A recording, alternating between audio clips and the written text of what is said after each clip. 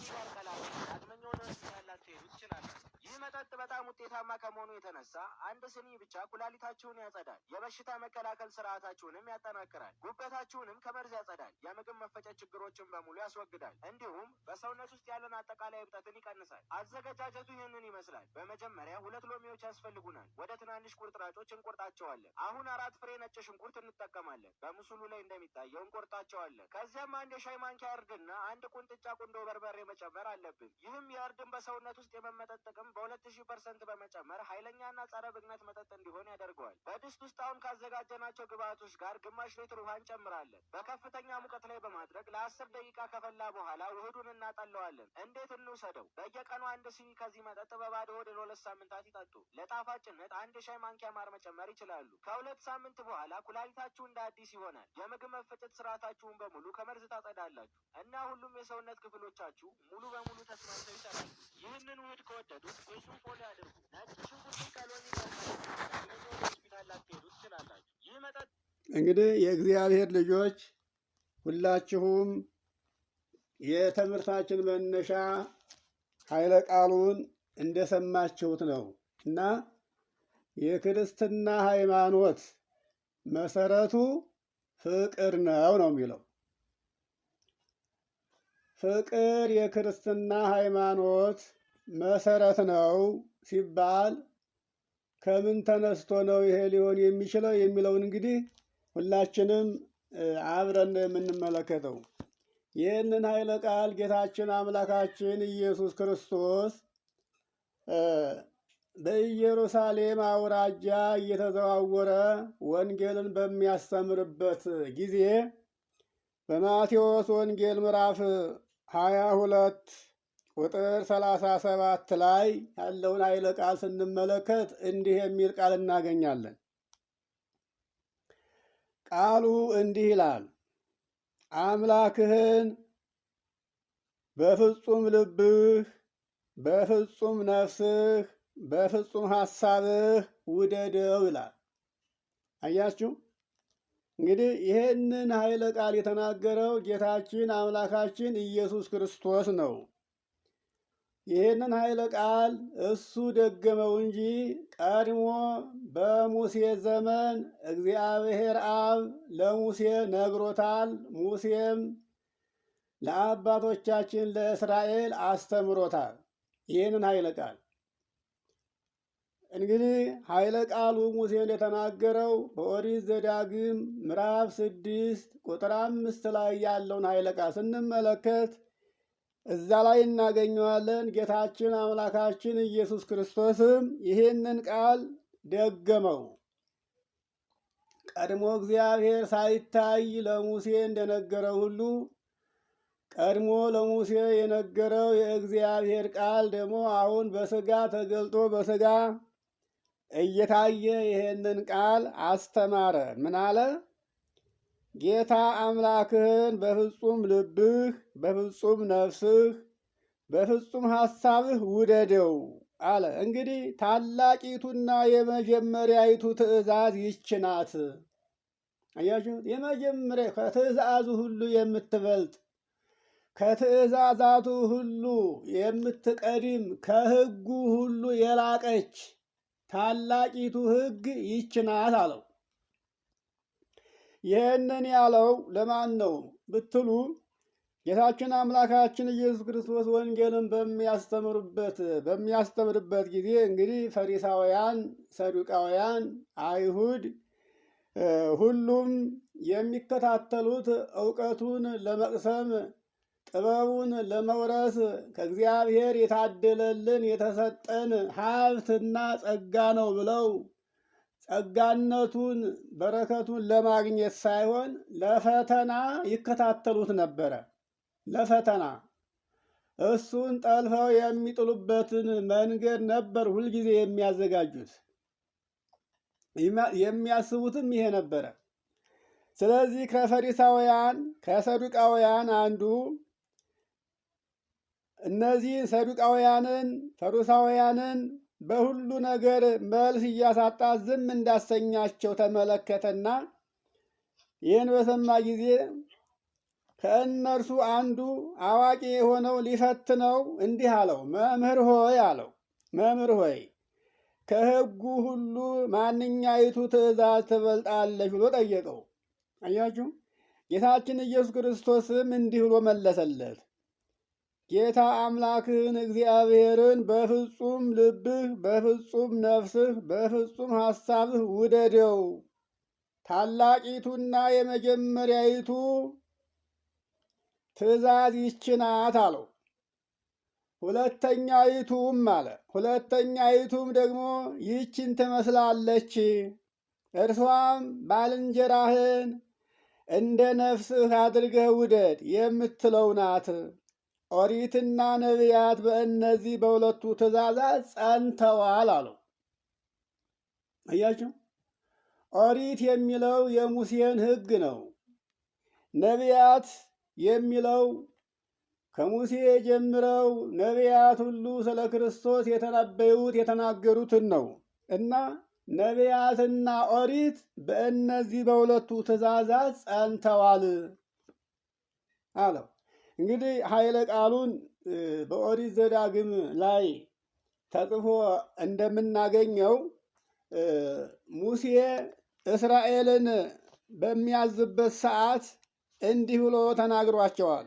እንግዲህ ዘዳግም ምዕራፍ 6 ከቁጥር 5 ጀምረን ያለውን ኃይለ ቃል ስንመለከተው ኃይለ ቃሉ እንዲህ ነው የሚለው። ተመልከቱትማ ምን ይላል? ቁጥር 5 ላይ ይላል ዘዳግም ምዕራፍ 6 እስራኤል ሆይ አለ ስማ ይላል። እስራኤል ሆይ፣ እንግዲህ እስራኤል ሆይ የሚላቸው የእኛን አባቶች ነው። አያችሁ፣ እስራኤል ሆይ ስማ፣ አምላካችን እግዚአብሔር አንድ ነው። አንተም አምላክህን እግዚአብሔርን በፍጹም ልብህ፣ በፍጹም ነፍስህ፣ በፍጹም ኃይልህ ውደደው አለ። እኔ ዛሬ አንተን የማዘውን ለአንተ የምነግረውን ይህንን ቃል በልብህ አስተውለህ ያዝ አለ። ለልጆችህም አስተምራቸው። በቤትህም ውስጥ ስትቀመጥ፣ መንገድም ስትሄድ፣ ስትተኛም፣ ስትነሳም ይህንን ተጨዋወተው። ሌላ ጨዋታ ሳይሆን ሌላ ወሬ ሳይሆን ንግግርህ ይሄ ይሁን። በእጅህም ላይ ምልክት አድርገህ እሰረው። በዓይኖችህ መካከል እንደ ክታብ ይሁንልህ። በቤትህም በበሩ ላይ በውጭም በውስጥም ጻፈው። ስትወጣ ታየዋለህ፣ ቀኑን ሁሉ ስታስበው ትውላለህ። ስትገባም ከዋልክበት መጥተህ ስትገባ ከውጭ ታየዋለህ፣ ስታስበው ታድራለህ። ይሄ ማለት እንግዲህ እግዚአብሔርን ማሰብና መፍራት ከአንተ ጋር አብሮ ይኖራል። እግዚአብሔርን አስበህ እግዚአብሔርን ፈርተህ ስትኖር እግዚአብሔርም ከአንተ ጋር ይኖራል። እግዚአብሔር ማንንም አይጠላም፣ ማንንም አይጠላምና ባልንጀራህን ወንድምህን በፍቅር አስበው፣ በፍቅር ተመልከተው። የባልንጀራህን መውደቅ ወይም የባልንጀራህን ለቅሶ ደስታ አድርገህ እንዳትመለከተው። በባልንጀራህ ላይ የመጣው መከራ ሁሉ ለአንተ ደስታ እንዳይሆንብህ። ሰውን በሰውነቱ አክብረህ ውደደው። ሰውን በሰውነቱ ውደደው፣ አክብረው እንጂ አምላክህ እግዚአብሔር አንተን እየወደደህ እያለ አንተ ሰውን መጥላት፣ ሰውን መናቅ አይገባህም። ለሰው ሁሉ ፍቅር ይኑርህ። ለሰው ሁሉ ፍቅር ሲኖርህ አምላክህ እግዚአብሔር ያነጋግርሃል። አምላክህ እግዚአብሔር ይረዳሃል። አምላክህን እግዚአብሔርን የምታገኘውና የምታውቀው ሲረዳህ ነው እያለ ነው ሙሴ ያስተማራቸው። አምላክህ እግዚአብሔር ያደረገልህን አስብ። አንተ በግብፅ ምድር 430 ዘመን ስትኖር ከግብፅ ምድር ነፃ አውጥቶ የኤርትራን ባሕር ከፍሎ አሻግሮ በሲና በረሃ 40 ዘመን ከሰማይ መና እያወረደ መግቦ የማያመልኩትንና የማያውቁትን አሕዛብን አጥፍቶ አንተ ሳትደክም ድንጋይ ሳትሰበስብ እንጨት ሳትሰበስብ የውሃ ጉድጓድ ሳትቆፍር ቤት ሳትሰራ ሁሉን ነገር እንደሞላ አስረክቦሃል። ያን ጊዜ ያልደከምክበትን ሀብት ንብረት ሰጥቶህ በልተህ ጠጥተህ ጠግበህ አምላክን እንዳትረሳው ያው የሰጠህን ነገር አስብ። ሳትደክም ነው። ቤት ሰርቶ ጠበቀህ፣ ንብረት አበጅቶ ጠበቀህ፣ የውሃ ጉድጓድ ቆፍሮ ጠበቀህ። መሬቶች፣ ዛፎች ሁሉ ተተክለው አብበው አፍርተው ፍሬያቸው ሲደርስ ለአንተ አስረከበህ። ያን ጊዜ ያለ ድካም ያገኘውን በልተህ ጠጥተህ አምላክን እንዳትረሳውና እንዳትዘነጋውና አስብ እያለ ሙሴ ይሄን ተናግሮት ነበረ ለእስራኤል። ጌታችን አምላካችን ኢየሱስ ክርስቶስም ይህንን ነው ለዚህ ሰው ሊፈትነው ፈልጎ ከትእዛዛቱ ሁሉ ማንኛይቱ ትእዛዝ ትበልጣለች ብሎ ሲጠይቀው አምላክህን እግዚአብሔርን በፍጹም ልብህ፣ በፍጹም ነፍስህ፣ በፍጹም ሐሳብህ ውደደው። ታላቂቱና የመጀመሪያይቱ ትእዛዝ ይች ናት። ሁለተኛይቱም ደግሞ ይችን ትመስላለች። እሷም ባልንጀራህን እንደ ራስህ አድርገህ ውደድ የምትለው ናት ብሎ በኦሪት ዘሌዋውያን ምዕራፍ 19 ቁጥር 18 ላይ የተጻፈውን ኃይለ ቃልና አሁን የሰማችሁትን አንስቶ ነገረው። እንግዲህ ይሄ ማለት ሰው ከሰው ጋር ሰው ከእግዚአብሔር ጋር አንድ ሆኖ የሚኖርበት ምንድነው ስትሉ ፍቅር ነው። ሰውን ስንወደው፣ ሰውን ስናከብረው፣ ለሰው ስናዝን፣ ለሰው ቸርነትና ርኅራኄ ሲኖረን ሰውና ሰው ምን ይሆናል? ተስማምቶ ይኖራል፣ ተከባብሮ ይኖራል፣ ተደማምጦ ይኖራል። እኔ ብቻ ይመቸኝ፣ እኔ ብቻ ልኑር፣ እኔ ብቻ አዋቂ ነኝ፣ አንተ ዝም በል፣ እኔ ታዋቂ ልሁን አይልም። አያችሁ፣ በመከባበር ውስጥ ምን አለ ያላችሁ እንደሆነ አንተ በል፣ አንተ ተናገር፣ በአንተ ያምራል፣ አንተ ትሰማለህ፣ አንደበትህ ይሰማል የሚለው ነገር ይመጣል። በሚከባበሩና በሚተሳሰቡ ሰዎች ዘንድ ይሄ ቀድሞ ነበረ። በአደባባይ አንተ ተናገር፣ አንተ ተናገር፣ አንተ ከፍ በል፣ አንተ ከፍ በል እያሉ ይከባበሩ ነበረ። ሰው እርስ በርሱ ሲከባበርና እርስ በርሱ ሲተሳሰብ ሲፈቃቀር በዚያ መካከል ማን አለ? እግዚአብሔር አለ። ሰው እግዚአብሔርን ሊያከብረው የሚችለው እግዚአብሔርም ሊወድ የሚችለው በመጀመሪያ በዓይኑ የሚያየውን ባልንጀራውን ወንድሙን የወደደ ዕለት ነው። እግዚአብሔር እኛ እርስ በርሳችን እየተለያየን አንዳችን ለአንደኛችን ጉድጓድ እየቆፈርን የሞት ሳጥን እንግዲህ ሞት እያዘጋጀንለት ያንን ክፉ ስራ እያሰብን እግዚአብሔርን ብንጠራው፣ እግዚአብሔርን ብናመልከው፣ ብንጾምለት፣ ብንመጸውትለት ትርጉም የለውም። ትርጉሙ የመጀመሪያው እግዚአብሔር የተናገረው ኃይለ ቃል የመጀመሪያይቱ ትእዛዝ ይች ናት። አምላክህን ውደደው ሲል ሰውን እየጠላህ አይደለም፣ ባልንጀራህን እየገፋህ አይደለም፣ የሰውን እንባ እያፈሰስክ አይደለም፣ ሰው እያዘነብህ እየተከዘብህ አይደለም፣ ሰው እየረገመህ አይደለም። ሰው ሁሉ ይውደድህ። እምነት ሌላ ነው። ሰው የፈለገውን አምኖ እንዲከተል የፈቀደው እግዚአብሔር ነው። አያችሁ፣ የፈለገውን የወደደውን ይህን አምናለሁ ይሄ ይሻለኛል ካለ እግዚአብሔር አያስገድደውም። ነፃነት ሰጥቶታል። እኔ ነፃነትን ሰጥቼሃለሁ፣ እግዚአብሔር አምላክ ስለሆነ ሳልወድ በግድ ገዛኝ እንዳትል እሳቱንም ውሃውንም አቅርቤልሃለሁ፣ ምርጫው ያንተ ነው። በኋላ ግን በደመወዝ ጊዜ ለምን የሆነብኝም ብለህ እንዳትል። ወድህ የሰራኸው ስራ ስለሆነ በሰራኸው ስራ ዋጋህን ታገኛለህ። እኔ በሕይወት እንድትኖር ለሕይወትህም ለስጋህም የሚጠቅምህን ነገር በዚህ መንገድ ብትሄድ ይሻልሃል ብዬ ይህንን እነግርሃለሁ። ግን ይህን ስልህ ደግሞ ተጽዕኖ አልፈጥርብህም። ከተስማማህ አንተ በተመቸህ ጎዳና መሄድ ትችላለህ። የፈለግከውን ማምለክ ትችላለህ። የሁለቱም ግን ደመወዛቸው የተለያየ ነው። የአንዱ መዓር የመዓር ወለላ ሲሆን የአንዱ ደግሞ ኮሶ እሬት ነው። የአንዱ ሕይወት ሲሆን የአንዱ የዘላለም ሞት ገሃነም ነው። ስለዚህ ምርጫው ያንተ ነው። የፈለግከውን ይዘህ መሄድ ትችላለህ ብሏል እግዚአብሔር። አሁን በእምነት ምክንያት መከራከር፣ መጎሳሰም፣ መገጫጨት፣ የቃላት ጦርነት፣ መወራወር እውቀትም አይደለም። ይሄ የሰነፎች ነው፣ ስንፍና ነው በራሱ። እኛ ወንድማማች ነን፣ ቤተሰብ ነን፣ ባልና ሚስት፣ እናትና ልጅ ወንድማማች ነን። አያችሁት? የሚጠቅማቸውን መስማት የሚችሉ ከሆነ እውነቱን መንገር፣ እውነቱን አይጠመንም ብለው ደግሞ ካፈነገጡ አፈንግጠዋል ብለን እነሱ ልናርቃቸው አያስፈልግም።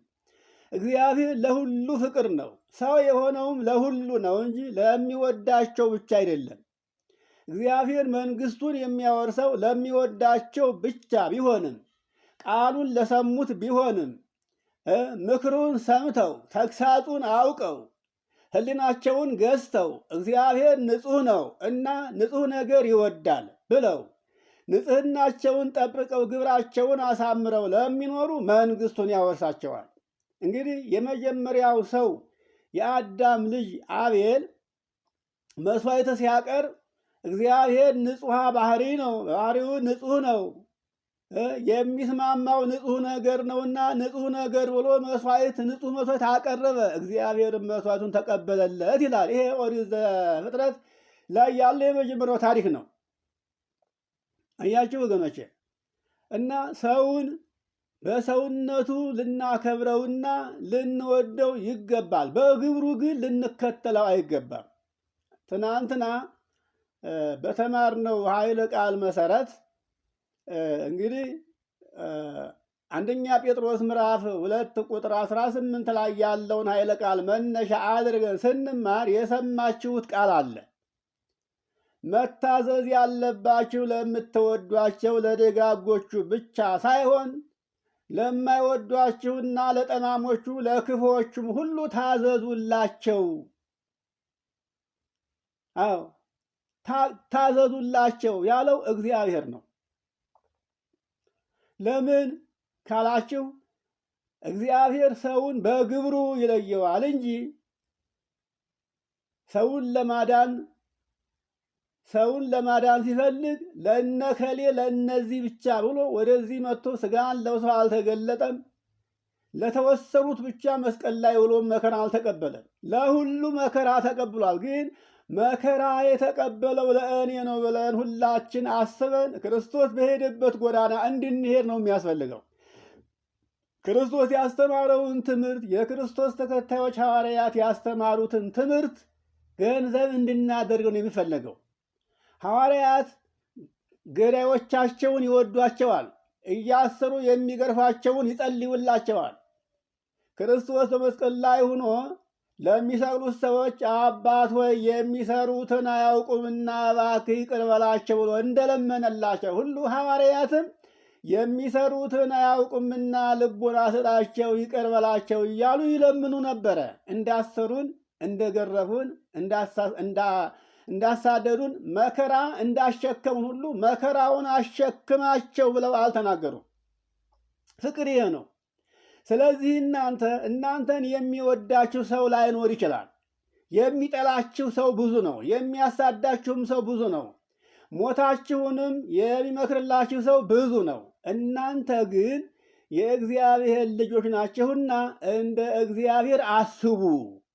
አያችሁ፣ እንደ አምላካችሁ አስቡ። ሰውና ሰው ተስማምቶ የሚኖርበትን፣ ሰውና እግዚአብሔር ተዋደው የሚኖሩበትን መልካሙን ሐሳብ እያሰባችሁ መልካሙን ግብር እየፈጸማችሁ ለሁሉ ፍቅር ሁናችሁ እንድትገኙ ፍቅርን ገንዘብ አድርጉት ይላል። ፍቅር ማለት ምን ማለት ነው የሚለውን ነገር ስናስብ ፍቅር የእግዚአብሔር ባህሪ ነው። አያችሁ፣ ፍቅር የእግዚአብሔር ባህሪው ነው። አሁን የእኛን ባህሪ እናውቀዋለን? ባህሪያችን ምንድን ነው ብንል ባህሪያችን እኮ መናገር አንችልም። አያችሁ፣ ፍቅር የእግዚአብሔር ባህሪው ነው ብለናል። የእኛስ ባህሪያችን ምንድን ነው? ባህሪያችን ምን ይመስላል? እስኪ አስቡት። ፍቅር የእግዚአብሔር ባህሪ ስለሆነ የአብ ባህሪው ነው፣ የባህሪ ሕይወቱ ነው። የወልድ ባህሪው ነው፣ የወልድ የባህሪ ሕይወቱ ነው። ማን ፍቅር? ይኸውላችሁ ይሄ ፍቅር መንፈስ ቅዱስ ነው ወገኖቼ። የአብም የወልድም የባህሪ ሕይወታቸው ማን ነው ሲባል መንፈስ ቅዱስ ነው። እሱም ፍቅር ነው። ፍቅር የእግዚአብሔር አብ የባህሪ ገንዘቡ ነው፣ ሕይወቱ ነው። የእግዚአብሔር ወልድ የባህሪ ሕይወቱ ነው፣ ገንዘቡ ነው። ይኸውላችሁ ልክ እኛ ባህሪያችን ምንድን ነው ብለን ስንናገር ባህሪያችንን መቼም ይሄ ነው ብለን መናገር አይቻለንም። ብዙዎቻችን የሰው ባህሪው ሰው ነው። እስኪ ሰውን አስቡት። በዓለም ላይ ያለ የሰው ልጅ ሁሉ ነጩም፣ ጥቁሩም፣ ሀብታሙም፣ ድሃውም፣ ሕመምተኛውም፣ ጎስቋላውም፣ የተማረውም ያልተማረውም ሰው ነው፣ ሰው ነው። ከሰውነቱ ማንም ሊሽረው አይችልም። ሰው አይደለም፣ አልተማረም፣ ሰው አይደለም። ተክለ ቁመናው ደስ አይልም፣ ሰው አይደለም። እውቀት የለውም፣ ሰው አይደለም። ሀብታም አይደለም፣ ድሃ ነው፣ ይሄ ሰው አይደለም አይባልም። ምንም ብትሉ ሰውን ከሰውነቱ ሊያወጣው የሚችል አንድም ነገር የለም፣ ባህሪ ነውና። ስለዚህ እኔ ሀብታም ነኝ፣ ባለጸጋ ነኝ፣ እኔ ምሁር ነኝ፣ የተማርኩ ነኝ፣ ሊቅ ነኝ፣ እኔ መልከ መልካም ነኝ፣ ውብ ነኝ። ስለዚህ ከዚህ ከማያምር ትውልድ መለየት አለብኝና ለራሴ ስም ላውጣ፣ ለራሴ ባህሪ ልስጠው የሚል በዓለም ላይ አታገኙ።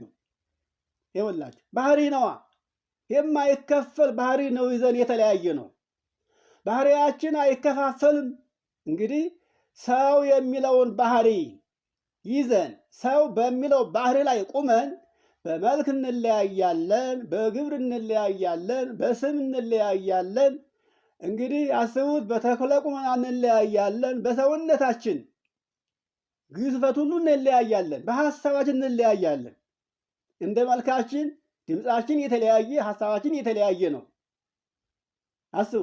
ባህሪያችን ግን አይከፈልም፣ አንድ ነው። በአንድ ባህሪ ቁመን ነው እንግዲህ አንዳችን ለአንዳችን ወጥመድ የምናጠምድ መቃብር የምንቆፍር። አያችሁ፣ የሰው ባህሪው የእያንዳንዳችን ባህሪያችን ሰው የሚለው ኃይለ ቃል ሰው የሚለው ቃል ይሄ ነው የኛ ባህሪያችን። ሌላ ባህሪ የለንም። ያ አመል ነው፣ ጸባይ ነው፣ ግብር ነው ያለን። የተለያየ አመል አለን፣ የተለያየ ጸባይ አለን፣ የተለያየ ግብር አለን። እሳታዊ የሆነ ባህሪ፣ ውሃ የሆነ ባህሪ አለን። ቀዝቃዛና ትኩሳት የሆነ ባህሪ ማን ነው ጸባይ አለን። ዋናው ባህሪያችን ግን እግዚአብሔር መጀመሪያ ሰውን እንፍጠር ብሎ ሲል አዳምን፣ ሔዋንን፣ አቤልን፣ ቃየልን እንፍጠር አይደለም ያለው፣ ሰውን እንፍጠር አለ። ሰውን ከፈጠረ በኋላ በምሳሌው ሰውን ከፈጠረ ሰውን በምሳሌው ፈጠረ። ሰው የተባለችው ይሄ ስጋችን አፈር ትቢያ የሚሆነው አይደለም። ይኸውላችሁ ሰው ተብላ የተጠራችው ነፍስ ነች። አያችሁ፣ ነፍስ እግዚአብሔር ሰውን በምሳሌያችን እንፍጠር እንደኛ አስመስለን ማለት እሱ የማይመረመር ባህሪ ነው፣ የማይዳሰስ ባህሪ ነው፣ የማይሞት ባህሪ ነው፣ የማይራብና የማይጠማ ባህሪ ነው፣ ዘመን የማያሳልፈው ባህሪ ነው እሱ። ስለዚህ ዘመን የማይሽራት ሞት የማያገኛት ባህሪ ነፍስን ሰውን እንፍጠር አለ። የማትሞትና የማትፈርስ የማትበሰብስ ነፍስን ፈጠረና ከምድር ጭቃን አንስቶ ማደሪያውን አዘጋጀላት። አያችሁ፣ ይህ እንግዲህ ይሄ ማደሪያዋ ስጋ አፈር ነው፣ ትቢያ ነው፣ ወደ አፈርነቱ ይመለሳል። እሷ ግን ራሱን አስመስሎ ወደ ፈጠራት ወደ ፈጣሪዋ ወደ እግዚአብሔር ትሄዳለች። ግብሯን ይዛ ወደዚህ ዓለም ስትመጣ በስጋ ተጎናጽፋ በዚህ ዓለም ስትኖር ስጋዋን አሸንፋ ጽድቅ እንዲሰራ ታዛለች። ግን ብዙ ጊዜ የሚያሸንፋት ስጋዋ ነው። ለስጋዋ ትገዛለች። ስጋዋ ሲገዛት ግን እያዘነች ነው። አያችሁ፣ ከስጋዋ ጋር አትከራከርም። ይኸውላችሁ፣ ስለዚህ ነፍሳችን ስጋችን አሸንፋ የኖረች እንደሆነ ያን ጊዜ እግዚአብሔር እንወደዋለን፣ እናውቀዋለን። ይሄ ማለት ወንድማችን ሊያሳዝነን ይችላል፣ ሊበድለንም ይችላል፣ ክፉ ነገር ሊሰራብንም ይችላል። እሱ የሰራውን ስራ ተከትለን ክፉ ነገር እንድናስብ አስፈላጊም አይደለም። እኛ ማሰብ ያለብን ይህንን የሚያልፈውን የሚጠፋውን የሚቀረውን ነገር ሳይሆን የማይቀረውን የማያልፈውን አስበን እግዚአብሔር ሁሉን እንደወደደ ሁሉ እኛም ሁሉን እንድንወድ ያስፈልጋል። ፍቅር ማለት ይሄ ነው። አያችሁ ወገኖቼ፣ እንግዲህ ይሄንን ኃይለ ቃል ወንጌላዊ ቅዱስ ማርቆስም የማርቆስ ወንጌል ምዕራፍ 12 ከቁጥር 28 ላይ ያለውን ኃይለ ቃል ስንመለከተው ማርቆስም ይሄን ኃይለ ቃል እንዲህ ብሎ ጽፎታል። እንግዲህ ተናጋሪው ጌታችን አምላካችን ኢየሱስ ክርስቶስ ሲሆን ማርቆስ ምን ብሎ ጽፎታል? እንዲህ ይላል። የማርቆስ ወንጌል ምዕራፍ 12 ቁጥር 28 ላይ አሁንም ከሰዱቃውያን ከፈሪሳውያን ወገን የሆነ አንድ ሰው መጣና ይላል። ቁጥር 28 ላይ አይሁድን፣ ፈሪሳውያንን፣ ሰዱቃውያንን መልካም የሆነውን ቃል እንደመለሰላቸው ተመለከተና አንዱ ሲከራከሩ ሰምቶ መልካም አድርጎ እንደመለሰላቸውና እንዳሳፈራቸው አስተውሎ ምን አለ? ከሁሉ ፊተኛይቱ መጀመሪያ ትእዛዝ በአንኛይቱ ትእዛዝ ናት ብሎ ጠየቀው። ጌታችን አምላካችን ኢየሱስ ክርስቶስም ልክ እንደ መጀመሪያው የመጀመሪያይቱ ትእዛዝ አምላክህን በፍጹም ልብህ ውደድ የምትለው ናት፣ ሁለተኛይቱም ባልንጀራህን እንደ ራስህ አድርገህ ውደድ የምትለው ናት ብሎ መለሰለት። ይሄም ሰው ምን አለ? እውነት ነው፣ ከዚህ የሚበልጥ ነገር የለም። እግዚአብሔርን በፍጹም ልቡና ከመውደድ ባልንጀራን እንደ ራስ አድርጎ ከመውደድ የበለጠ ምንም ነገር የለም አለና መለሰለት። ጌታችን አምላካችን ኢየሱስ ክርስቶስ ምን አለው? ይህን ሰውዬ አንተ አለው። አያችሁ፣ አንተ ከእግዚአብሔር መንግሥት የራቅክ አይደለህም፣ ለእግዚአብሔር መንግሥት ሩቅ አይደለህም። አሁን በነገርኩ ቃል መሰረት አምነሃል፣ ተቀብለሃል፣ ከዚህ የሚበልጥ ነገር የለም ብልሃል። ስለዚህ አሁንም አንተ ከዚህ የሚበልጥ ነገር የለምና አምላክህን ትወዳለህ፣ ባልንጀራህን እንደ ራስህ አድርገህ ትወዳለህ። ስለዚህ አንተ ከእግዚአብሔር መንግሥት ሩቅ አይደለህም፣ ቅርብ ነህ አለው። ይኸውላችሁ ትናንትና ስንማማር እግዚአብሔር እኔ የቅርብ አምላክ ነኝ እንጂ የሩቅ አምላክ አይደለሁኝም ብሎ በትንቢተ ኤርምያስ ምዕራፍ 23 ቁጥር 23 ላይ እንደተናገረው አንተ ለእግዚአብሔር መንግሥት ቅርብ ነህ እንጂ ሩቅ አይደለህም አለው። ይኸውልህ አሁን በዚህ ቃል መሰረት ስንመለከት ዓለም ባልንጀራውን ይወዳል ወይ? ወንድሙን ይወዳል ወይ? ለወገኑ ይቆረቆራል ወይ? የሰው ልጅ ችግር ይሰማዋል ወይ? ለሰው ያዝናል ወይ? እስቲ ያስቡት። ለሰው የማያዝን ለሰው ርኅራኄ የሌለው ዲያብሎስ ብቻ ነው። አያችሁ፣ ዲያብሎስ ምንጊዜም ቢሆን ለዘላለም ለሰው ጥላቱ ነው። ሰውን ሲቃወመው ቢኖርም በዚህ ዓለም ነው። ሰው በስጋ በሞት እስከሚጠራ ድረስ በዚህ ዓለም ይቃወመዋል። ሰውን ከሞተ በኋላ ግን ዲያብሎስ ሰውን መቃወም አይቻለውም። ሰው ጽድቅም ሰራ ኃጢአትም ሰራ ዋጋውን ይዞ ወደ ተመደበለት ስፍራ ያመራል። ጽድቅ ሰርቶ ከሆነ አምላኩን ወርሶ ይኖራል። ኃጢአትም ሰርቶ ከሆነ ራሱን ዲያብሎሱን ወርሶ ይኖራል። ይገርማቸዋል። ስለዚህ ምን ማለት ነው ይሄ ያላችሁ እንደሆነ ሰው እንግዲህ ኃጢአት እየሰራ ከሆነ የምንመለከተው ከእግዚአብሔር የራቀ ነው። አያችሁት? ከእግዚአብሔር የራቀ ሁሉ ኃጢአት እየሰራ ነው ያለ፣ በደል እየፈጸመ ነው ያለ፣ ባልንጀራውን እያሳደደ ነው ያለው። ስለዚህ አሁን ለእግዚአብሔር ቅርብ የሆነ ትውልድ ያለ ወይ ስትሉ ሁሉም አመፀኛ ነው፣ ሁሉም በደለኛ ነው፣ ሁሉም ራስ ወዳድ ነው፣ ሁሉም ለራሱ እንጂ ለወንድሙ፣ ለእናቱ፣ ለአባቱ፣ ለባልንጀራው የማያስብ ነው። የባልንጀራውን ውድቀት የሚመኝ ነው። ስለዚህ ይሄ ለእግዚአብሔር መንግሥት የቀረበ ሳይሆን ከእግዚአብሔር መንግሥት የራቀ የእግዚአብሔር ቤተሰብ ሳይሆን የዲያብሎስ የግብር ልጅ የሆነ ሁሉ ደግ ነገር አይታሰብለትም፣ ደግ ነገርም አይሰማበትም። ስለዚህ አሁን ዓለም ስትመለከቱት ደግ ነገር የሚሰራ ምን አለ ወይ? ራሳችንም እኮ ብንሆን ክፋታችንን ሰው ሳይመሰክርብን ስራችን ብቻ ይመሰክራል። ወንድማችን ስናሳድድ፣ ወንድማችን ስንጠራ፣ በወንድማችን ስራ ስንገባ፣ በማያገባን ነገር ስንገባ፣ የሰው ትዳር ስናፈርስ፣ የሰውን ቤት ስናፈርስ፣ የሰውን ሕይወት በነፍስ ተገዝተን ስናጠፋ፣ በሰው ላይ ክፉ ስንመክር፣ ይሄ ሁሉ ግብራችን ሰይጣናዊ ግብር ነው እንጂ መንፈሳዊ ግብር አይደለም። እግዚአብሔር በሰው ላይ ክፉ እንድንሰራ አይፈልግም። ሰውን በግብሩ ራሱ ባለቤቱ እንደሰራው እንደፈጠረው ይመረምረዋል እንጂ እግዚአብሔር የፈጠረውን ፍጥረት ሰው እንዲያጠፋው አይፈልግም። እግዚአብሔር ይኸውላችሁ ልጆቻችን እኮ ምንም እኛን ቢያሰለቹን ቢያስመርሩን ጎረቤት ሲገርፋቸው ስናይ አንወድም።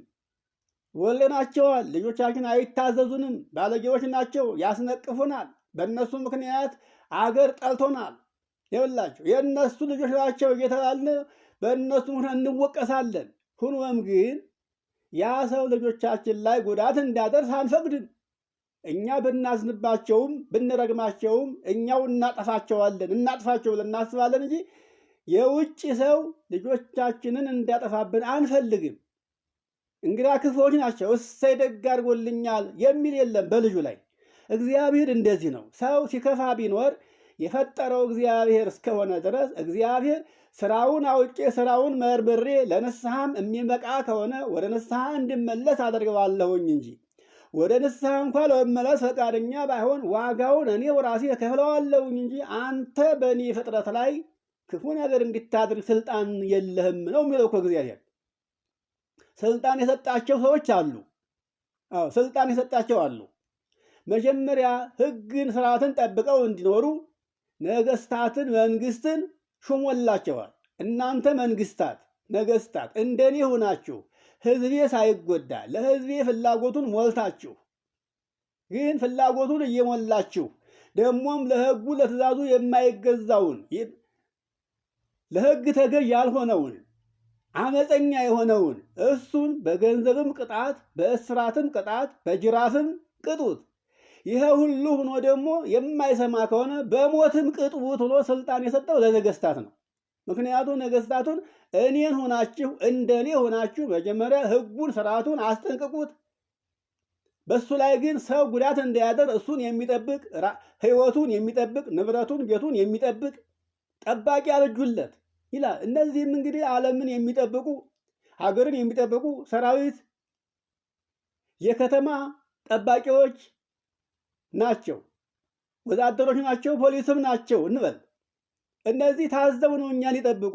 ግን ህጉን እየነገሩን ማስጠንቀቂያውን እየሰጡን ለህጉ ተገዥ የማንሆን ብንሆን መታሰርም መገረፍም በገንዘብ መቀጣትም እስከ ሞት መቀጠፍም ድረስ ስልጣን ሰጥቷቸዋል። ከዚያ ውጭ ያለ ግን ምንም ስልጣን ሳይኖረው በወንድሙ ላይ ሞትን የሚመክር ክፉ የሚመክር ሰው ስልጣን የለውም። ስለዚህ ወንድም ለወንድሙ ማሰብ አለበት፣ ወንድሙን መውደድ አለበት ነው የሚለው። ይህንንም ጌታችን አምላካችን ኢየሱስ ክርስቶስ በዮሐንስ ወንጌል ምዕራፍ 13 ከቁጥር 34 ላይ ያለውን ኃይለ ቃል ስንመለከተው እንዲህ ይላል፣ እርስ በርሳችሁ ትዋደዱ ዘንድ እኔ እንደወደድኳችሁ እናንተም ደግሞ እርስ በርሳችሁ ተዋደዱ። አያችሁ፣ እርስ በርሳችሁ ትዋደዱ ዘንድ አዲስ ትእዛዝ ይህችን እሰጣችኋለሁ፣ እርስ በርሳችሁ በፍቅር እርስ በርሳችሁ ፍቅር ቢኖራችሁ ያን ጊዜ የእኔ ደቀ መዛሙርት መሆናችሁ በዚህ ይታወቃል። የእኔ ደቀ መዛሙርት ለመሆናችሁ ሁሉ ሰው እንዳውቃችሁ በእናንተ መካከል ፍቅር ይኑር። አንዳችሁ ለአንዳችሁ ፍቅር ሲኖራችሁ የወንድማችሁ ችግር የእናንተ ችግር ሆኖ፣ የወንድማችሁ ሕመም የእናንተ ሕመም ሆኖ፣ የወንድማችሁ ሐዘንና ለቅሶ የእናንተ ሆኖ ስለ ወንድማችሁ ስታዝኑ፣ ስታለቅሱ፣ ስትጸልዩ ያን ጊዜ የእኔ ልጆች የእኔ ደቀ መዛሙርት መሆናችሁ በዚህ ትታውቃላችሁ። እኔ ያራቅኳቸው ከእኔ የራቁት እኔ አምላካቸው ያልሆንኩላቸው እነዚያ አምላክ የሌላቸው የበረሃ እንደ በረሃ እንስሳ እንደ በረሃ መንጋ ባለቤት የሌላቸው ሰዎች እናንተን የእኔ ደቀ መዛሙርት መሆናችሁን የሚያውቁት በእናንተ መካከል ፍቅር ሲኖር ነው። አያችሁት? የእግዚአብሔርን ፍቅር እያሰብን ባልንጀራችንን ሳንወድ እርስ በርሳችን በጥላቻ ተያይዘን አንዳችን ለአንዳችን ሞት እየደገስን ከእግዚአብሔር ብንርቅ ምን እንሆናለን? ለአንክሮ ለተዘክሮ የተፈጠረ ለምንም የማይጠቅም ፍጥረት እንሆናለን ማለት ነው። እግዚአብሔርን የማያስብ ለአንክሮ ለተዘክሮ የተፈጠረ ፍጥረት ማለት ነው። እግዚአብሔር ይህን ዓለም ሲፈጥር ስሙን ለመቀደስ መንግስቱን ለመውረስ ሁለት ፍጥረታትን ፈጠረ። ምንና ምንን? ሰውንና መላእክትን። ለአንክሮ ለተዘክሮ የፈጠረ ፍጥረት አለ። እንግዲህ ለምግበ ስጋ ለምግበ ነፍስ ለነፍስና ለስጋ ምግብ የሚሆን ፈጠረ። የነፍስ ምግብ የእግዚአብሔር ቃል ሲሆን የስጋ ምግብ ደግሞ የሚበሉት እንስሳት የሚበላው ተክሉ እህሉ ነው። ለአንክሮ ለተዘክሮ የተፈጠረ ፍጥረት ሁሉ የሚንቀሳቀሰው ሁሉ ሕይወት ያለው ሁሉ የሚበላውም ማን ነው? የማይበላውም እንስሳ የማይበላውም እጽዋት ሁሉ ይሄ ለአንክሮ ለተዘክሮ የተፈጠረ ፍጥረት ነው። እግዚአብሔርን በዚህ አይተን እንድናደንቀው አምላክነቱን ከሃሊነቱን የማይመረመር አምላክ መሆኑን በፈጠረው ፍጥረት ሁሉ እንድናደንቀው እሱን አይተን እንድናፍረው እንድናከብረው እንድንወደው ለአንክሮ ለመደነቅ ለተዘክሮ እሱን ለማሰብ የተፈጠረ ፍጥረት አለ። ለሰብሖተ ስሙ መንግስቱን ለማውረስ ስሙን ለመቀደስ የተፈጠረ ሰው እግዚአብሔርን ከማመስገንና ከማመን ሲርቅ ለአንክሮ ለተዘክሮ የተፈጠረ ፍጥረት ይመስላል። እንግዲህ በበረሃ ያለው በምድረ በዳ ያለው እንስሳ ሁሉ የማይበላ ሆኖ ሳለ ግን በእነሱ እግዚአብሔር ስራው ድንቅ ነው፣ ይሄን ሁሉ ፍጥረት እንዴት ለምን እንደፈጠረው እሱ ያውቃል ብለን እናደንቀዋለን።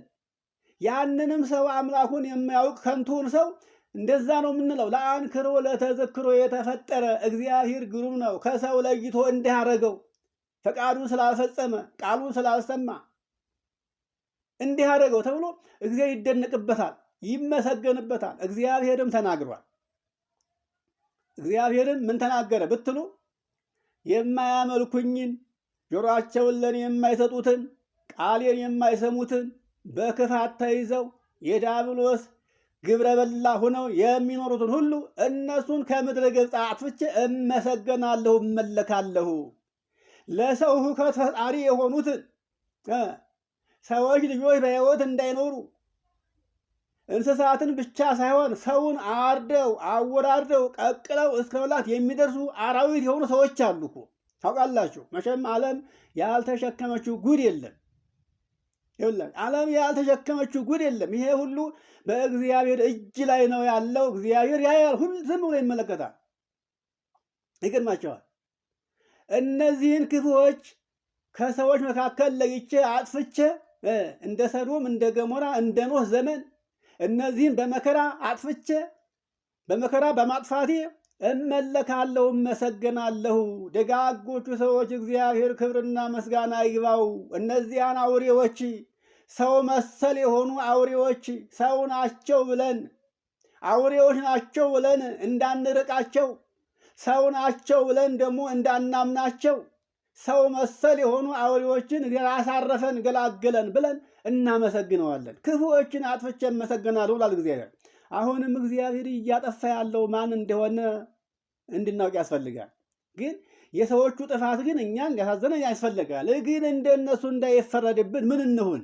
አሁን እኛ ምን እንሁን ነው? ፍቅር ይኑረን፣ እንተሳሰብ፣ እንቻቻል። ያንን የሚያዝነውን የወደቀውን ወንድማችን እንዘንለት፣ እናንሳው ከወደቀበት። የሚያስፈልገው ነገር ምንድን ነው? እርዳታ ከሆነ እርዳታ በምንችለው ነገር እናድርግለት። በምንችለው ነገር ሲባል በገንዘብ የሚችል የገንዘብ እርዳታ፣ የምክር እርዳታ የሚችል የምክር እርዳታ፣ የሕክምና እርዳታ የሚችል የሕክምና እርዳታ። አያችሁት? የእግዚአብሔርን ቃል ለማስተማር ከሆነ የተቸገረው ቃሉን የሚያስተምረው ቃሉን የሚያስረዳው አምላኩን የሚያስረዳው ሰው ከሆነ ያጣው አምላኩን አውቆ ወደ አምላኩ እንዲመለስ ማለት ወደ ፈጣሪው እንዲመለስ ልቡና እንዲኖረው የእግዚአብሔርን አምላክነትና ለሰው ያደረገውን ፍቅር ማስረዳት ነው። ይኸውላችሁ ለዚህ ነው አሁን ይሄንን ያጡ በሰው ሀገር ብዙዎች አሉ። እንደፈለጋቸው እንደወደዱ የእግዚአብሔር ቃል ወደሚነገርበት ቦታ ሄደን ቃሉን እንስማ፣ ቅዳሴውን አስቀድሰን ስጋውን ደሙን እንቀበል የሚሉበት አገር የላቸው። ዲያብሎስ ነፍሳትን በሲኦል ሲገዛ እንደነበረ ሁሉ ልክ በሲኦል እንደነበሩ ነፍሳት እግዚአብሔርን በማያምኑ ሰዎች እየተገዙ ነው ያሉት። ይሄም የሚያስገዛቸው እንጀራ ነው። እንጀራ ክፉ ነው። እንጀራስ ክፉ አይደለም፣ ሕይወት ነው። ሆድ ክፉ ነው። ሰው ሆድ ባይኖረው ኑሮ የሰው ግዙ ባልሆነ ነበረ። አያችሁ፣ ሆድ ክፉ ነው። ይኸውላችሁ እና ሆዳችን ነው በሀገራችንም ውስጥ ሆነን ክፉ እንድንሰራ በሰው ሀገርም ተሰደን የሰው ባሪያ እንድንሆን የሚያደርገን ሆድ ነው። ስለዚህ ባለንበት ሁሉ የሚበልጠው ነገር ምንድን ነው? ፍቅር ይበልጣልና አምላካችንን እንውደደው። እሱን ስንወድ ግን ባልንጀራችን እየጠላን ሳይሆን ለባልንጀራችን በምንችለው ነገር ፍቅር እያሳየን ለባልንጀራችን እየጸለይን እባክህ እግዚአብሔር ወይ አንተ ወደህ ፈቅደህ ለፈጠርከው ፍጥረት መከራ ላይ አትጣለው፣ ይቅር በለው። ለዲያብሎስ እንኳ የጸለየ ሰው አለ እኮ ታውቃላችሁ አይደለም? ለዲያብሎስ እንኳ የጸለየ ሰው አለ። እባክህ ከሲኦል አውጣው፣ ይቅር በለው፣ ወደ ቀደመ ክብሩ መልሰው ብላ እኮ የጸለየች እኮ እናት እኮ አለች። ይህች ማነች? ክርስቶስ ተብራ ጸልያለች። እግዚአብሔር ግን ዲያብሎስ እንደማይመለስ ያውቃል። እንግዲህ እሺ ካለሽ እሺ ጥሪው።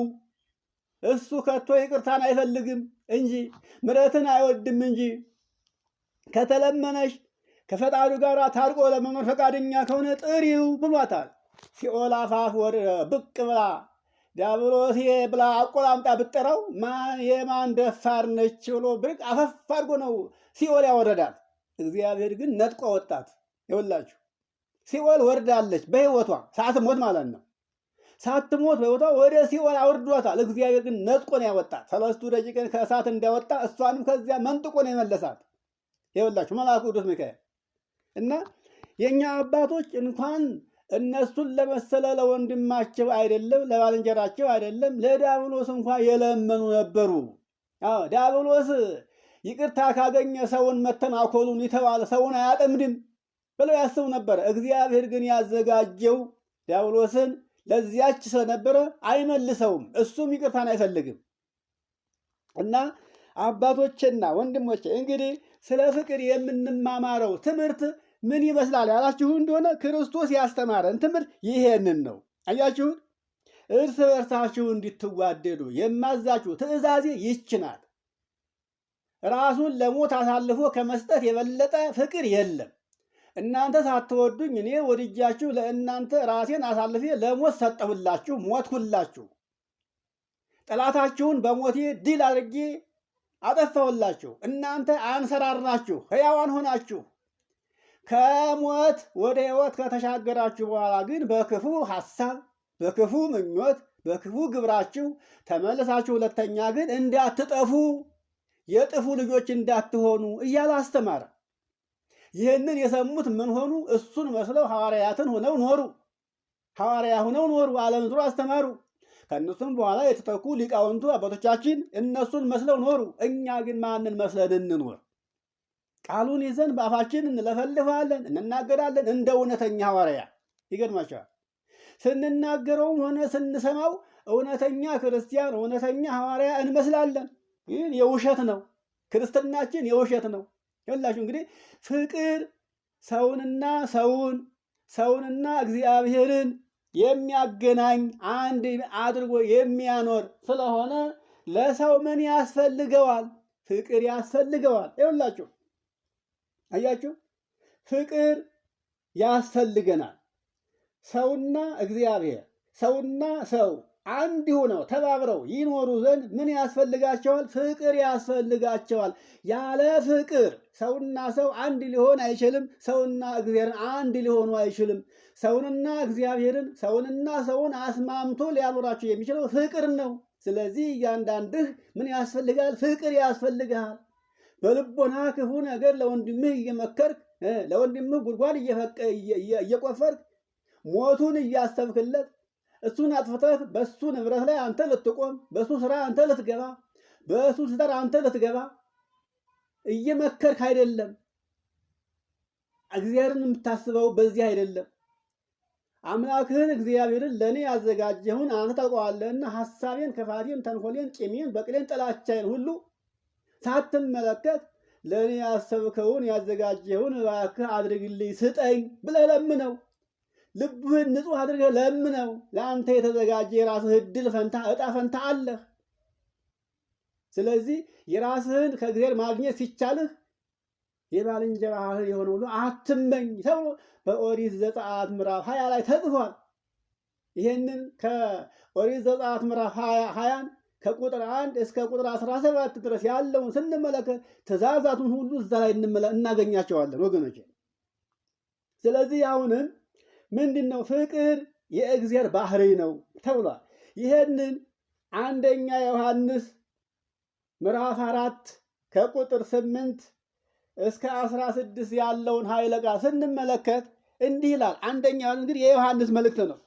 አስቡት፣ ተመልከቱ። የዮሐንስ ምን ይላል? እስኪ እንመልከተው ኃይለ ቃሉን።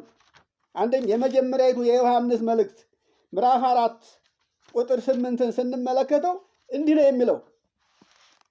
ቁጥር 7 ላይ ጀምሮ ወዳጆች ሆይ ፍቅር ከእግዚአብሔር ስለሆነ እግዚአብሔርንም የሚወደው ሁሉ ከእግዚአብሔር ስለተወለደ እግዚአብሔርንም ስለሚያውቅ ስለዚህ እርስ በርሳችን እንዋደድ ይላል። ቁጥር 7 ላይ አያችሁ፣ እግዚአብሔርን አውቀዋለሁ የሚል ሰው፣ እግዚአብሔርን እወደዋለሁ የሚል ሰው፣ ስለዚህ ሁላችንም እናውቀዋለን እንወደዋለን ከሆነ የምንለው መጀመሪያ እርስ በርሳችን እንዋደድ። በእኛ መካከል ፍቅር ሳይኖር እኛ ሳንዋደድ እግዚአብሔርን እንወድሃለን ማለት ሐሰት ነው ይላል። ቁጥር 8 ላይ ደግሞ ፍቅር የሌለው ሰው ከቶ እግዚአብሔርን ሊያውቀው አይችልም። ባልንጀራውን የማይወድ ሰውን የሚጠላ ለሰው ሞትን የሚደግስ የሰው ውድቀት ደስ የሚያሰኘው የሰው ጥፋት የሰው እልቂት ደስ የሚያሰኘው ሰው እግዚአብሔርን ከቶ ሊያውቀው አይችልም። አሁን እግዚአብሔርን የሚያውቁ ናቸው እንዲህ ዓለምን እያጠፉ ያሉት። እስቲ ሰውን በሕይወቱ እየቀጠፉ ንብረቱን፣ ቤቱን፣ ሀብቱን እየወረሱ ሰውን እያሳደዱ ሰው የሚያባርረው ጦጣና ዝንጀሮን ነው። ጦጣና ዝንጀሮ እህል እየሩ ስለሚያስቸግሩ ያባራቸዋል። ቀበሮውንም፣ ነብሩንም፣ አንበሳውንም፣ በጎችንም፣ ከብቶችንም፣ ላሞችንም ሰውንም ስለሚያጠፉ እነሱን ሰው ተባብሮ ያባራቸዋል። አሁን ሰውን እንደ ጦጣ፣ እንደ ዝንጀሮ፣ እንደ ቀበሮ፣ እንደ አንበሳ፣ እንደ ነብር ያሳደዋል። አያችሁ፣ እንደ አውሬ ሆኖ ሰው አውሬን ያሳዳል። ከብቶችን እንዳይበላ ሰውን እንዳይቃወም ሰው አንድ ሆኖ አውሬውን ያሳዳል። አሁን ሰው እያሳደደ ያለው ማንን ነው? ሰውን ነው። ታዲያ ይሄ ሰውን የሚያሳደው ሰውን የሚያጠፋው በሰው ጥፋት ደስ የሚሰኘው እግዚአብሔርን አውቆት ነው እንዴ? ይኸው ፍቅር የሌለው ሰው ለሰው የማያዝን ሰው እግዚአብሔርን ከቶ አያውቀውም። እግዚአብሔር ፍቅር ነውና። አያችሁ፣ ባህሪው ፍቅር ነው እግዚአብሔር ብያቻሉ ቅድም መጀመሪያ። ፍቅር የማን ነው ባህሪ ከተባለ የእግዚአብሔር የባህሪ ሕይወቱ ነው፣ የባህሪ ገንዘቡ ነው፣ ባህሪው ነው እግዚአብሔር። የማይከፈል ባህሪ ያ በመለኮት ማለት ፍቅር ነው። የእኛ ባህሪ እንደማይከፈል ሁሉ የሥላሴ ባህሪ አይከፈልም። እሱም መለኮት ነው፣ እሱም ፍቅር ነው። አያችሁ፣ ሰው አይከፈልም ብያለው መጀመሪያ ላይ። ይሄንን በሃይማኖተ አበው ላይ ቅዱስ ጎርጎርዮስ ምዕራፍ 13 ላይ ነው ሰው የሰው ባህሪ እንደሆነ ጥሩ አድርጎ ተናግሮታል። ስለዚህ የሰው ባህሪ ስለሆነ ነው የማይከፈለውም።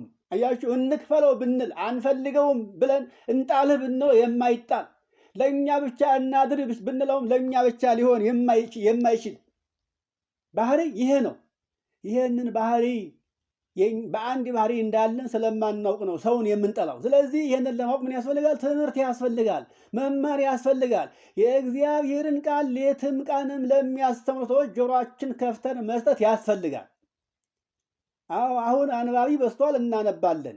ግን ምስጢሩን ስለማናውቀው ስለማንረዳው ቤተ ክርስቲያን ከምታስረዳው ነገር እውቀት እንድናገኝ ወንጌሉን ለሚያስተምሩ ሰዎች ልባችን ከፍተን በራችን ከፍተን እንስጣቸው፣ እንስማ፣ የተነገረውን ቃል ልብ እንበለው ነው። ስለዚህ ይህን ቀጥሎ አሁንም እግዚአብሔር ፍቅር ነውና ይላል። በዚህ የእግዚአብሔር ፍቅር በእኛ ዘንድ ተገለጠ። የእግዚአብሔር ፍቅር በእኛ ዘንድ ተገለጠ። ምን ሆኖ ተገለጠ? ሰው ሆኖ ተገለጠ። ስለኛ ታሰረ፣ ስለኛ ተራበ፣ ተጠማ፣ ስለኛ ተሰደደ፣ ስለኛ መስቀል ላይ ዋለ፣ ስለኛ ሞተ። ለራሱ ሳይሆን ለኛ መከራን ተቀበለ። በሞቱ ሞቱን ድል አድርጎ ሊያድነን። ስለዚህ የእግዚአብሔር ፍቅር በእኛ ዘንድ ተገለጠ። ምን ሆኖ? ሰው ሆኖ ተገልጦ ስለኛ ሞትን ተቀበለ። በእርሱ በኩል በሕይወት እንኖር ዘንድ እግዚአብሔር አንድ ልጁን ወደዚህ ዓለም ልኮልናልና።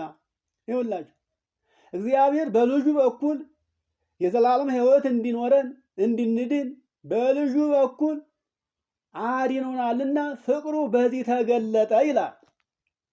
የእግዚአብሔር ልጆች እንግዲህ ፍቅር ማለት ይሄ ነው። ይሄንን የዮሐንስን ራእይ የዮሐንስን መልእክት ምዕራፍ 4 እስከ ቁጥር 16 እስከ ቁጥር 18 እስከ 21 ድረስም እናንተ ብትመለከቱ ስለ ፍቅር ሰፊ ነገር ታገኛላችሁ፣ ትገነዘባላችሁ።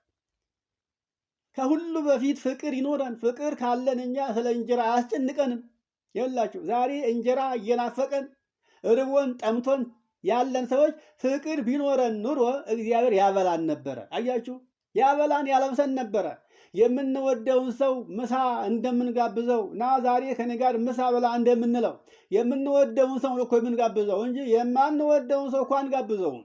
የእናቴ ልጅ እንኳ ቢሆን ከጠላሁት ምሳ አንብላለው። ግን የሚወደኝን የሚያከብረኝን ያ እናቴ ያልወለደችውን ባይዱን እወደዋለሁ፣ ና ምሳ ብላ እንብላለው አለው። የእናቴ ልጅ ግን እዛ በረሃብ እየተቆራመደ ነው። ይኸውልህ እኛ እንኳ የምንጋብዘው የምናበላው የምናለብሰው የምንወደውን ሰው ብቻ ነው እንጂ የማንወደው ከሆነ እናቴንም አባቴንም አናስባቸውም። ይኸውልህ እግዚአብሔር ይመግበን ነበረ፣ ያለብሰን ነበረ። ፍቅር ቢኖረን እርስ በርሳችን አንድ ብንሆን ሁሉን ነገር ሀሳባችን ሞልቶ ያኖረን ነበረ ወገኖች። ስለዚህ ይሄንን እንድናገኝ የፍቅርን ጥቅም እንወቀውና ወደ ፍቅር እናዘንብል። ሐዋርያ ቅዱስ ጳውሎስም አንደኛ ቆሮንቶስ ምዕራፍ 13 ቁጥር 13 ላይ እምነት፣ ተስፋ፣ ፍቅር እነዚህ አንድ ናቸው ለዘላለም ጸንተው ይኖራሉ ያለው አብን፣ ወልድን፣ መንፈስ ቅዱስን ነው። ይኸውላችሁ እምነት አብ ነው፣ ተስፋ ወልድ ነው፣ ፍቅር መንፈስ ቅዱስ ነው። ስለዚህ እንግዲህ ስለ ፍቅር በተመለከተ ወደፊት ይህንኑ ርዕስ አድርገን የምንማማረው ትምህርት ይሆናል። ለስንት ቀንም ቢሆን እንግዲህ ሳምንትም ይፍጅ 2 ሳምንትም ይፍጅ በዚህ ተነስተን ስለ ፍቅር ነው የምንማማረው። ለዛሬው ግን የሰማነው ይበቃናል። የመከረን ያስተማረን አምላካችን እግዚአብሔር ለሱ ክብርና ምስጋና ይሁን። በማቴዎስ ወንጌል ምዕራፍ 22 ቁጥር 37 ላይ ተነስተን ከትእዛዛቱ ሁሉ የምትበልጠውና የምትቀድመው የመጀመሪያዊቱ ትእዛዝ አምላክህን እግዚአብሔርን በፍጹም ልብህ፣ በፍጹም ሐሳብህ፣ በፍጹም ነፍስህ ውደደው ሲል በዓይንህ የምታየውን ወንድምህን ወደህ ነው። አያችሁ። ቀጥሎ ዘሌዋውያን ምዕራፍ 19-18 ላይ ያለው ኃይለ ቃልም ባልንጀራህን እንደ ራስህ አድርገህ ውደድ። አሁን እንደ ራስህ ነፍስህን እንዴት እንደምትወዳት ራስህን እንዴት እንደምትንከባከበው ባልንጀራህም የዚያን ያክል ከዚያም ሳታሳንስ አስብለት፣ ውደደው። ይሄ የሆነለት አምላክህን መውደድህ በዚያ ይታወቃል። አምላክህን የምትወደው መስፈርቱ መለኪያው ይሄ ነው፣ ሚዛኑ። ባልንጀራህን እየጠላህ ለባልንጀራህ ሞትን እየደገስክ ለሰው መቃብር እየቆፈርክ የሰውን ገንዘብ እየቀማህ እየዘረፍክ እግዚአብሔርን ስሙን የምትጠራ አንተ እንደውም አመፀኛ ነህ። አዎ ሰርቆ ቀምቶ እግዚአብሔርን በገንዘብ መግዛት አይቻልም እያለ ያስተማረው አምላካችን ይሄንን ነውና ይሄንን አስተውለን እንድንራመድ ያስፈልጋል። መስማት መቼም ያልሰማንበት ጊዜ የለም፣ ግን ሰምተን